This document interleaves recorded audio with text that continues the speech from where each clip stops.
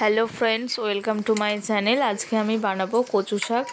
আর এই কচু শাকটা খেলে কোনো কুটকুট করবে না। চলুন রেসিপিটা শুরু করা যাক। প্রথমে কচু শাকগুলোকে আমি গরম জলেতে ভাপিয়ে নিচ্ছি। এবার কচু শাকগুলোকে আমি জল থেকে ছেঁকে নিচ্ছি এরকমভাবে। এতে কষ যেটা আছে কচু শাকে সেটা থাকে না, আর কুটকুটে ভাবটাও চলে যায়। এবার আমি কড়াইতে চিংড়ি মাছগুলো ভেজে নিচ্ছি। চিংড়ি মাছগুলো ভাজা হয়ে গেছে।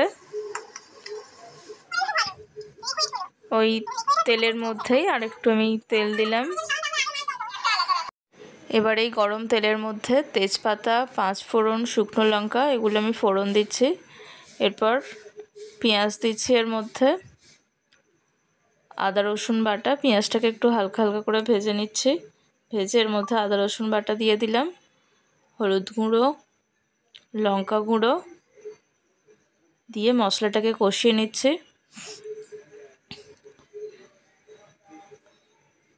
মধ্যে জিরে গুঁড়ো, ধনে গুঁড়ো দিয়ে দিলাম। মশলাটা কষা হয়ে গেছে। এবার এর মধ্যে আমি গোটা করে চিড়ে রাখা কাঁচা লঙ্কা আর ভিজানো ছোলা ছিল সেগুলো দিয়ে দিচ্ছি। আর এই যে কচু শাকগুলো সিদ্ধ করে রাখা ছিল সেগুলোকে এবার দিয়ে এটাকে ভালো করে কষতে হবে। এটা শুকনো শুকনো একদম হবে। এর মধ্যে একটা আমি ইলিশ মাছের মাথা দিয়ে দিলাম। টেস্টটা একটা বাড়বে, ভালো লাগবে খেতে। নুন দিয়ে দিচ্ছি 1 চামচ। আপনারা আপনাদের স্বাদ মতো দেবেন নুনটা।